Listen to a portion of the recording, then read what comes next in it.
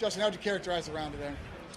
I played well. I mean, my only bogey I feel like was a pretty, not a very difficult hole, but yeah, I felt like I left a couple out there, but again, I had great control of the ball. I didn't drive it as well as I would have liked on the back nine, but you know, when I got out of position, I feel like I did a great job of keeping it underneath the hole in a good spot to get it up and down, which is what I feel like I do well when I'm playing well, and I mean, I feel like I am, and you know, I'm excited for tomorrow to be a cool opportunity and just try to go play as well as I can and see how many birdies we can make. With the situation you're in, will you be watching some of the leaderboards out there and kind of possibly change strategy?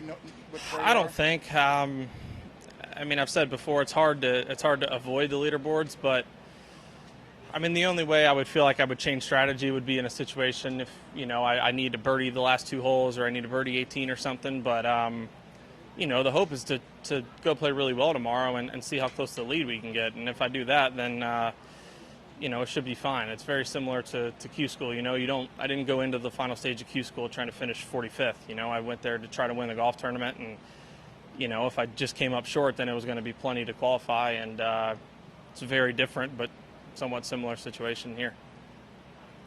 Were you okay with the ruling on 9, or did you? What's think that? Were you okay with the ruling on 9, or? I was like, I mean, I fully. It's one of those like. I mean, you get rulings sometimes where you almost feel bad that it's happening, and I truly felt like that was going to be one of those scenarios. Like it's just weird. Like it was between me and the hole, and I've just had situations before where stuff like that's happened. Like it's not necessarily in your way, but because it's between you, you get relief, and it was just because of the tree was there. I mean, it was one of those things like you know, you kind of have your tail tucked between your legs asking for relief because it's would only happen in a situation like this. But at the same time, I'm always going to ask because you never know. I could have gotten a drop and would have been able to hit on the green. So, for the shot.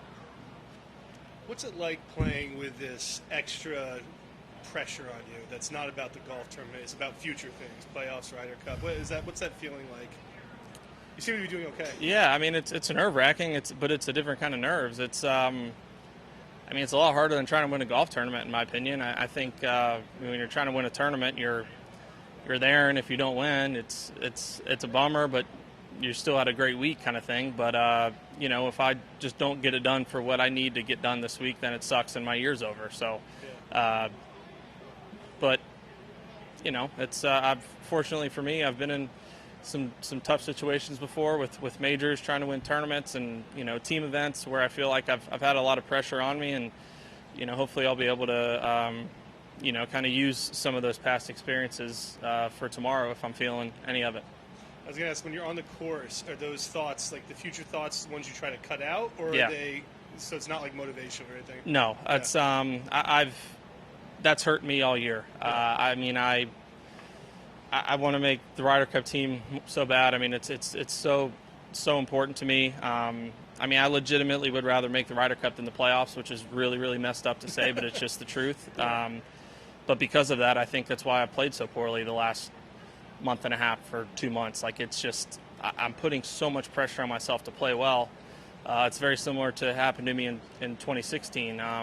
You know, I felt like I started to try so hard at the end of the year when if I just would have kept doing what I was doing and trust my ability and my talent, then it could have been good enough. So hopefully I learn from my mistake and play well tomorrow and just see what happens.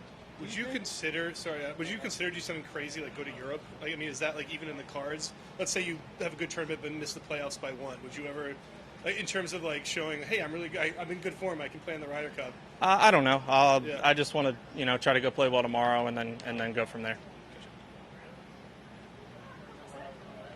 What's that? Thanks.